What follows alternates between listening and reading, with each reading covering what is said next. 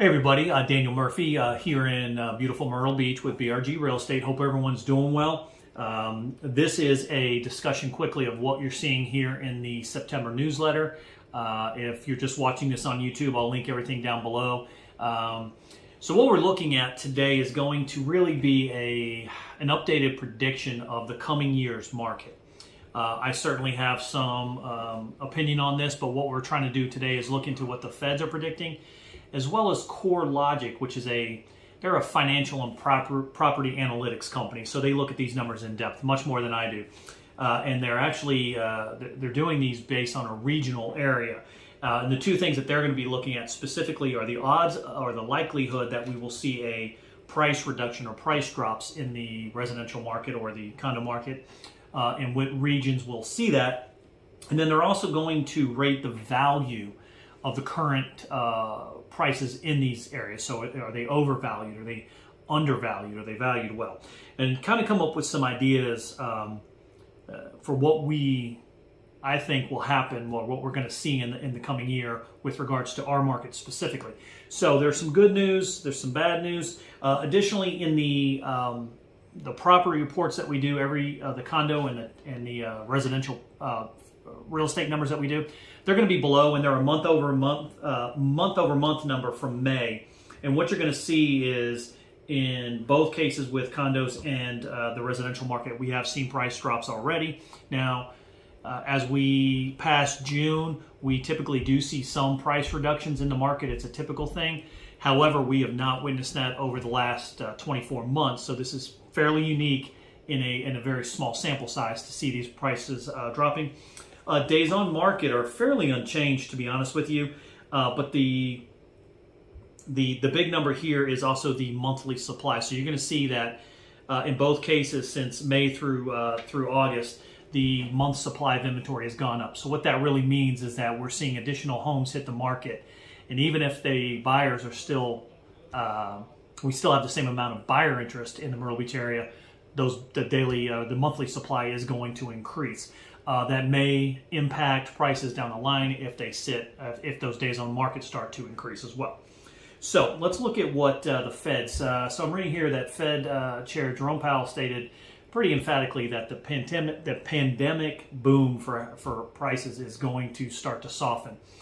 He correlates that with many things, but most importantly, when you have interest rates rising as fast as they have, that's going to put a wet blanket on prices just escalating as quickly as they have. That's again, you're talking about record appreciation over a short period of time. So we're going to see those prices starting to come more in line with what people can afford based on current interest rates as they are today. And then what CoreLogic is saying is if you look at that map, and the link is below, of the United States at large, in almost all of the West Coast, the coastal West Coast, they're going to see, there's a strong likelihood that they're going to see price drops. And then you see it up on the East Coast from Virginia north. They're almost likely going to see price drops in their market. And when we get down towards the coastal regions in the Southeast, things are much better. There is still a likelihood, but it is the likelihood is low, which means 20 to 40% is what they're predicting that the prices will decrease in the Myrtle Beach market. And I know you might be saying, well, 20 to 40% likelihood, that's not good. And I wish it wasn't 20 to 40%, because obviously 20% is a big difference from a 40% likelihood. I can think many things that I'd rather have 20% on than 40% on. But the biggest thing that I'm noticing is what they're rating the Myrtle Beach area, and you'll see it on there. They're saying that our area is overvalued. So I don't know that I would disagree necessarily with them. We're talking about a massive increase in prices over a short period of time with people who we have, many of our residents are service industry workers. So when those prices start to come up so high, now you have interest rates on top of it, they can no longer afford the homes that they could have afforded just 3 years ago. Additionally, we do have it is a big retiree area, so you do have people who are coming here with either fixed incomes or they have a budget they're trying to stay in, and obviously as prices increase, their budget gets smaller and smaller. So I do think we're going to see some some period of time where prices are either going to stagnate or you may see a slight price drop. And we're already seeing that. I said May to August in residential, it went from 448 down to 424. That's 448,000 to 424,000. So over $20,000 price drop in that time. And on condos, we saw about a $12,000 price drop. So that's already happening. But the monthly supply are the bigger numbers. When we're seeing monthly supplies going from really the low was, month and a half up to over 2 months, and I think what we'll see in September is that number continues to go up.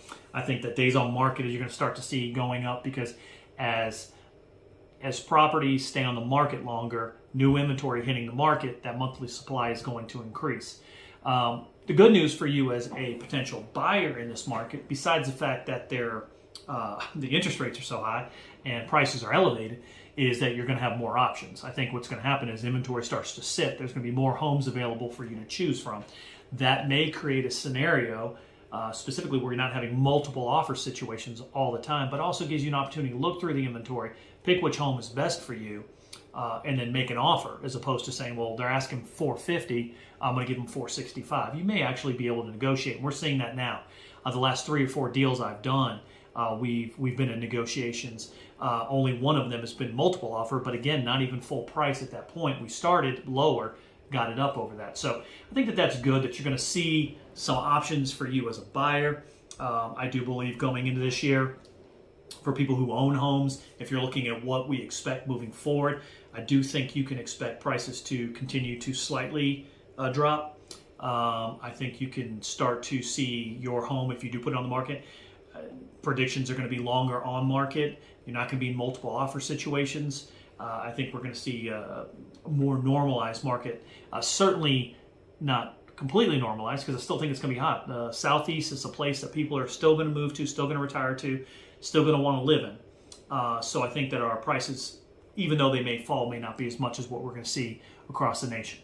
Again, I'm going to have all these numbers, and you'll see them over here once I add them up for the May through August, and it'll just give you, again, the price, the average sale price, the days on market, and the monthly supply. Of course, if you ever have any questions about your property here at the beach, or if you're looking to potentially make a purchase in our area, reach out to me anytime. Again, this is Daniel Murphy with BRG. Thanks so much.